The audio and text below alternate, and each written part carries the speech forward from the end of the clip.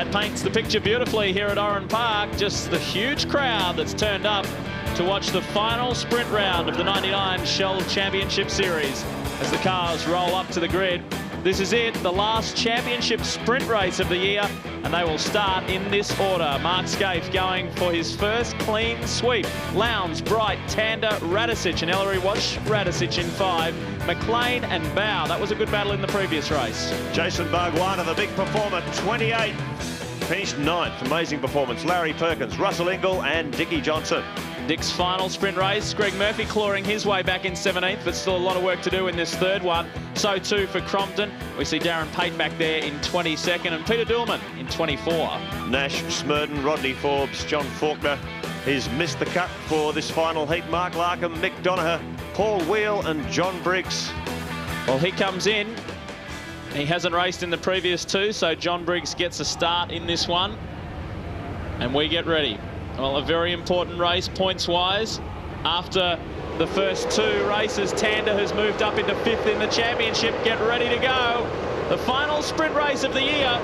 Will Skaife make it 3? Away we go. Lowndes did get away to a good start, but Skaife has got the momentum on the inside. So too to Jason Bright, and look at Radicic. Radicic on the inside of Garth Tander. He's there. Bow tries to tug across. Larry Perkins got away to a brilliant start too. Brighty, good start from him.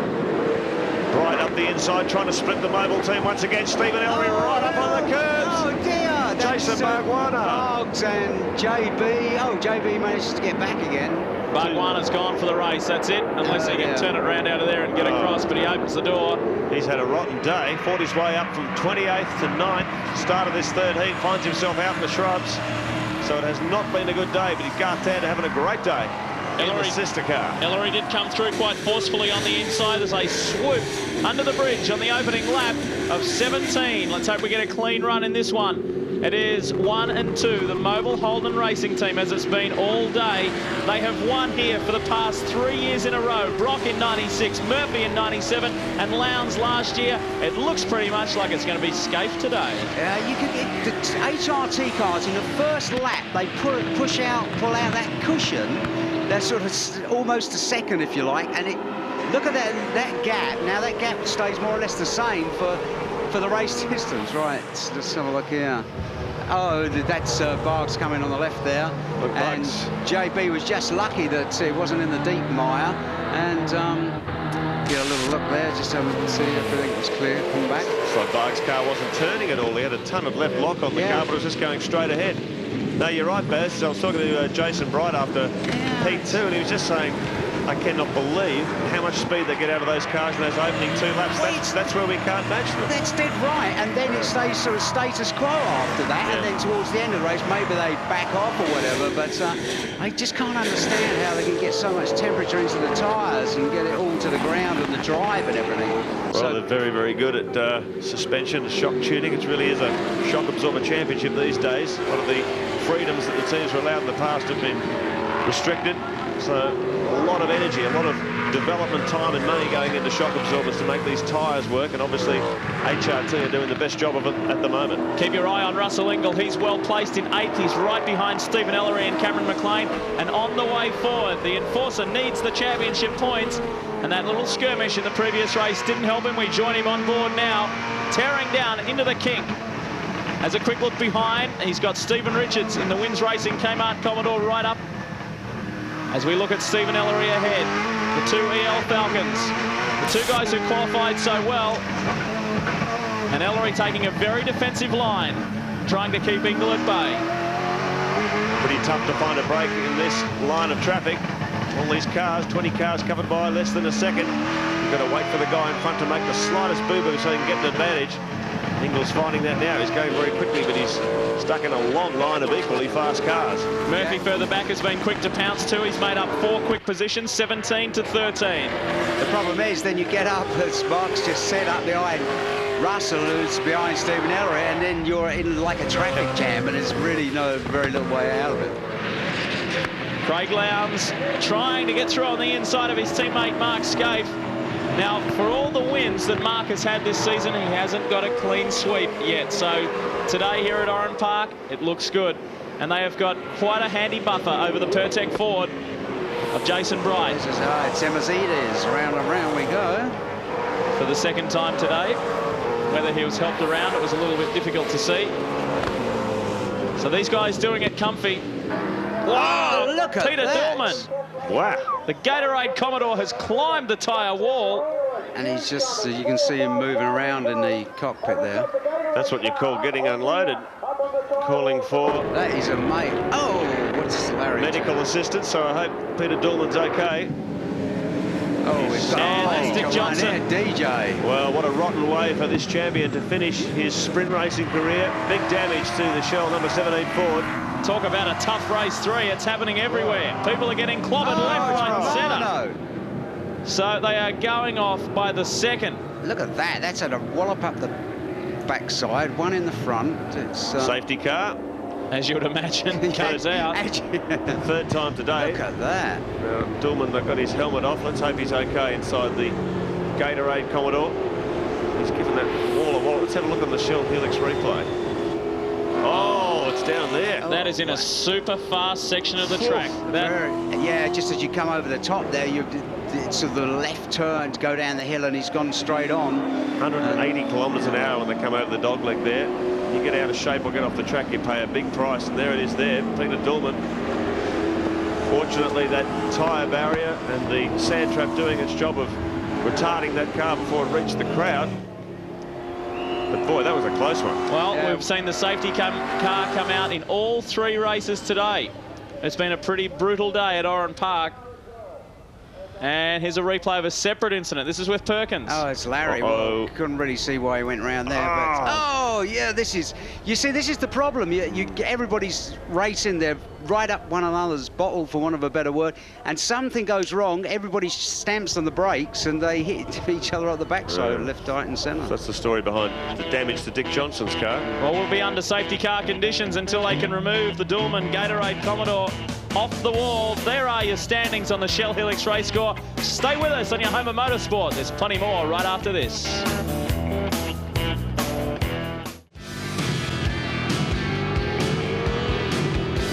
Welcome back to Oran Park. We are pleased to say that Peter Dillman in the Gatorade Commodore is okay, and he's been taken out of the car and the car removed from the safety wall. They're just about to come up to the area of the circuit where, unfortunately, Peter went off and crashed very heavily into that tyre barrier. But just repeating, he is okay, and we are about to go back under green. There will be 10 laps of racing in this third and final race. The safety car is off. We see green. Away we go. Yeah, I can't understand. Well, look at the gap that Jason... I think Jason should... I don't know whether he knew the safety car was coming back in them, but he seemed to be a long, long way back behind the HRT guys.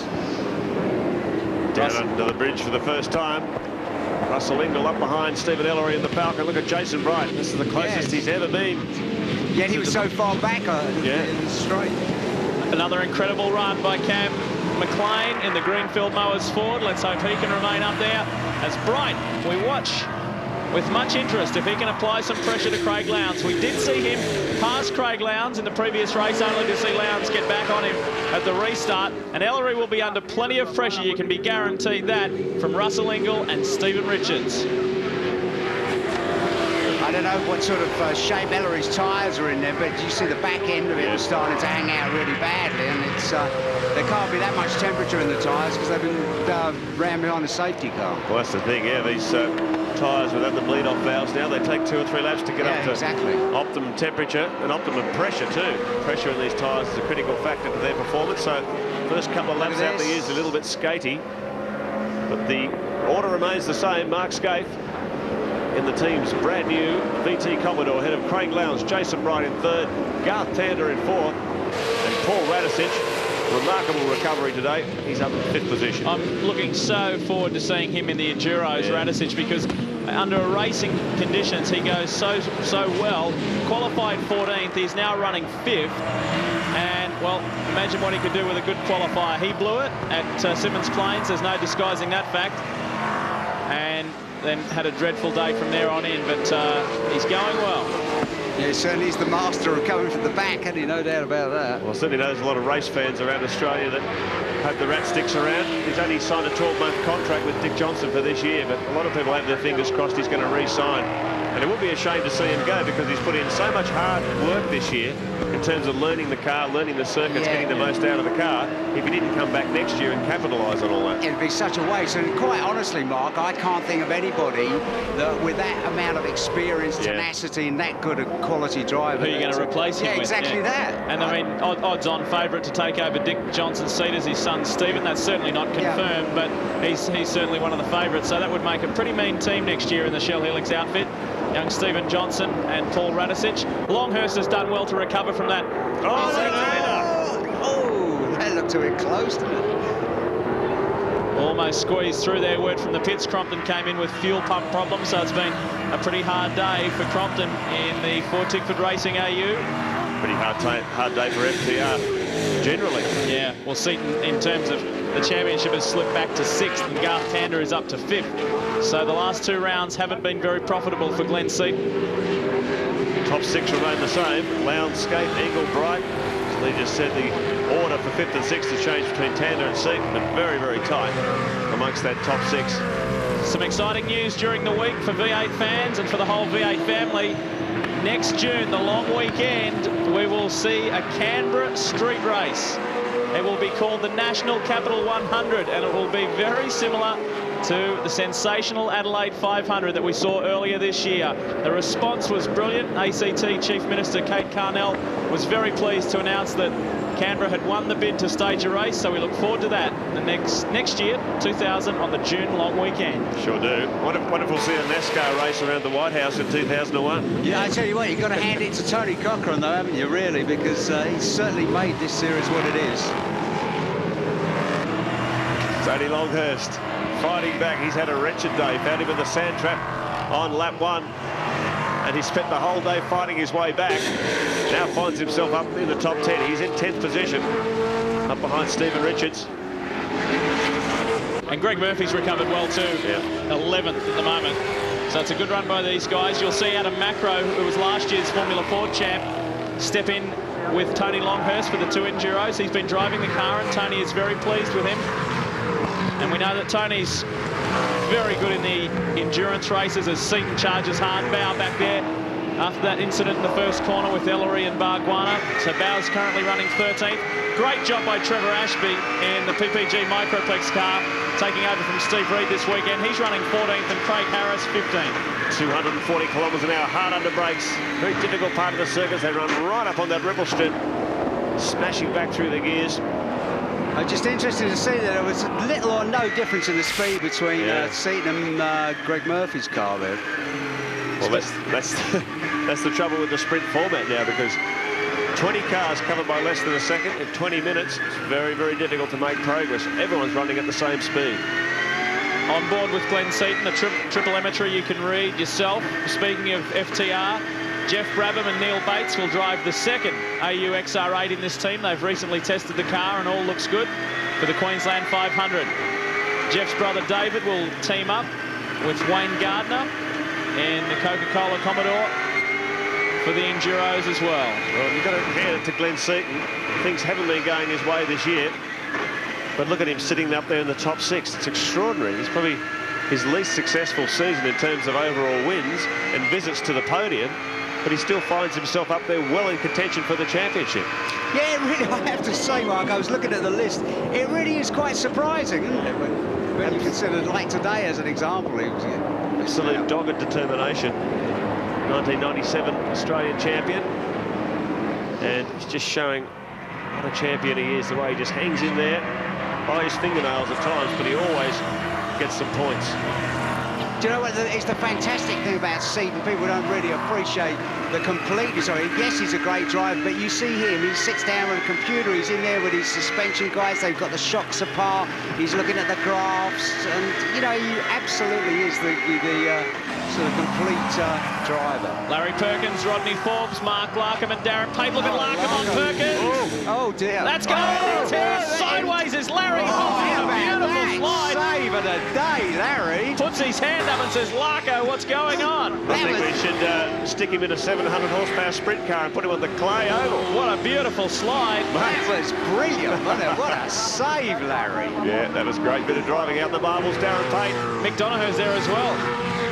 Mick McDonough having a great run. So they move up the order, 4 laps remaining. Sydney Privateer, a Scaife, just 0.3 of a second in it.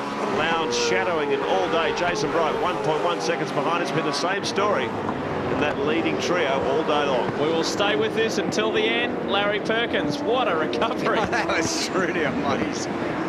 Now he is currently running a little further back, obviously, than where he'd like to be. We saw him have that spin. He's in 18th. Larkham is 19th.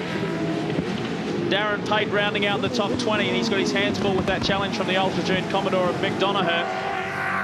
But in the top 10, and they've been there all day from the beginning. Watch this. He kind of crossed it up a bit on the brake, and it looked like he locked up a bit on the back. And then that was the start of it. And then now you see when him and Larkham come together. Oh well, no we don't. Never mind. Oh, look at this, Lounsey. Yeah, you can't help thinking there's some team orders going on here. Well, the Label team. If you look at it, Mark, you know, you can imagine Jeff Gregg said, look, listen, guys. Oh, this is another replay here. Look at that. Now, look at... Oh, look, Larry, that was great. That was hot stuff. Take the wings off him, I say.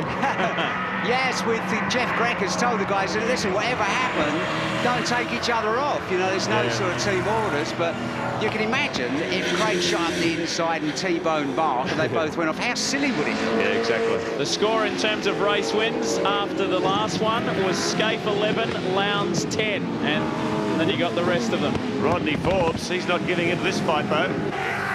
Larkham. He had a diff problem in race 1, that's why we saw him pull off the circuit. And Rodney Forbes has lost that 17th position to Larry Perkins. Oh, look at this, look, that is... That Oh, how good is that? How long did it go on for, though? That's rally driving. He's already got the hand up, giving Larko a serve. 2 laps remaining in this third and final race here at Oran Park. And Larkham in the Mitre 10 Ford is finished. I thought he'd parked it. I saw that battle with Forbes and Perkins, and Larkham was showing on the screen, but he's obviously dropped that. It's just beyond the bridge. Speaking of a battle, look at the 2 Mobil 1 Holden Racing Team cars. Running 1 and 2, Lowndes has closed that gap right up. They are right behind one another. Lowndes is there hanging in with Scaife. Every lap into that, the back end of Mark's thing locks up. Still running in the 1 minute 8 second bracket. Look at Scaife. Sorry, mate. You see through the windscreen, Scaife, he's really fighting. They are pushing so hard. They've been doing it all day, running in that time bracket, so they're not mucking around, just showing their technical superiority here. They're so dominant at Oran Park over the years. They're continuing in 1999. No one can touch them around this place. The time is running out. 1 solitary lap remaining for Mark Scaife, and he will pick up his first clean sweep in the 3-race format, and he will win his 6th round of the year. A very strong performance in the number 2 Mobil 1 Holden Racing Team Commodore. Possibility down the nowhere near close enough. No, I think he's and you just couldn't risk it, could you? But plus you've got to keep in mind too, Barry, they've got the Queensland 500 coming up in only 2 weeks' time, so to leave here with a couple of crumpled cars, they'd be really slapping themselves on the wrist. One thing that we haven't made too much of a mention on, which I guess we should, is Scaife is in a brand new VT Commodore. Lowndes is running Scaife's old car. But that's why I say but they bring out a new car, HRT, and every new car they bring out is at least as good as the other one, if not better. Well, putting it on pole in a new qualifying record, that's pretty handy, isn't it? And he's going to take it to a clean sweep, so he will repeat what Jason Bargwanna did at Winton. Bright is closing the gap, and so too is Tanders hanging in there.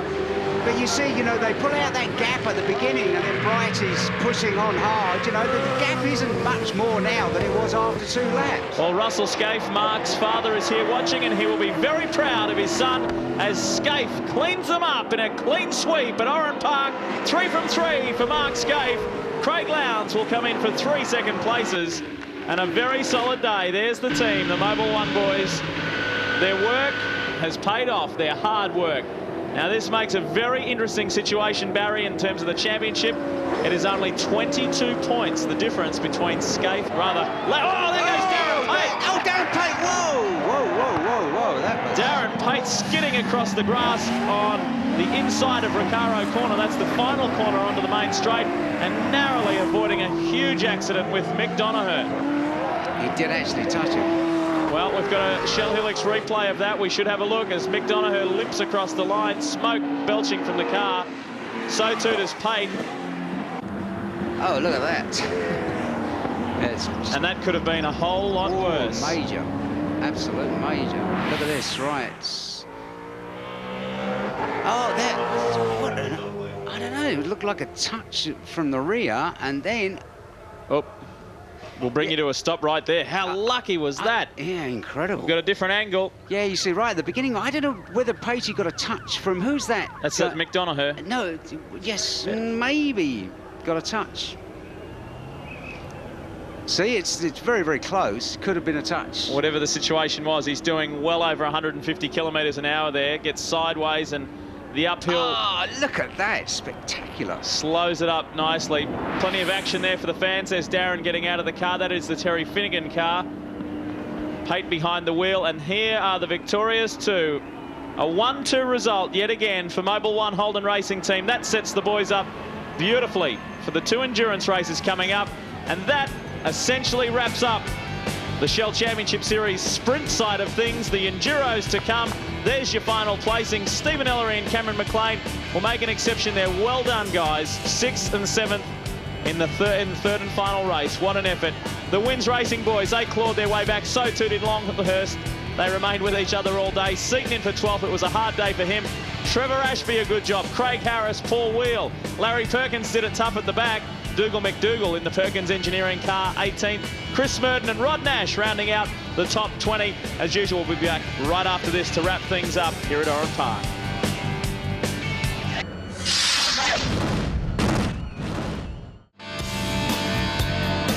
Well, Oran Park Raceway has certainly been a happy hunting ground for the Holden Racing Team. Very dominant over here over the last 4 years. In fact, the first clean sweep for Mark Scaife since we've run the 3-race format. Before we get to our top place finishes in the top 3, let's look at the top place privateer. And once again, it's Cameron McLean. Put your hands together. What do they say? There's nothing like an old Ford is a good Ford.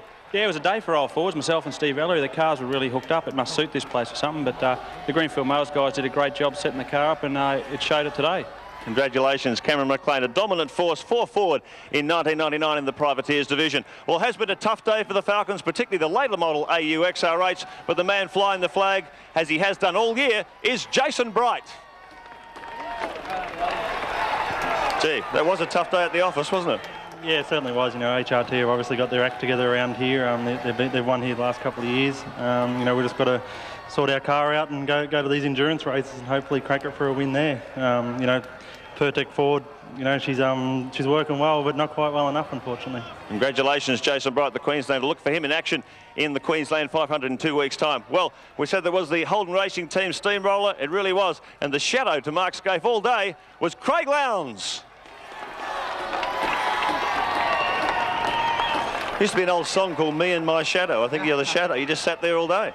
Well, no, obviously the cars are very even, and no, there's not much I could do about it. Mark got some great starts, and really to tribute to the guys and all the team and Mobil, Holden and Bridgestone. Thank you very much. And I've got to thank, I've got to say happy Father's Day to my dad. I haven't actually spoken to him, so happy Father's Day, Dad. Congratulations, Frank, a very proud father. Craig Lowndes, second day. As I call on Ross Brody, the motorsport manager for Shell, to make the presentation to our overall winner. It's his first clean sweep. Put your hands together for Mark Scaife.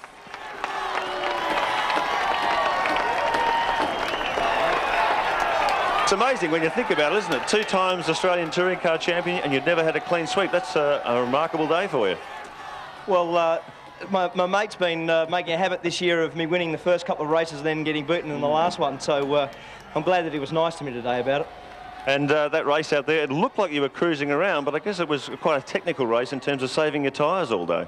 Well, look, I can assure you we weren't cruising. You know, Craig and I were basically in that race, or in all 3 races today, doing 8s, which is almost at the lap record pace for the whole race.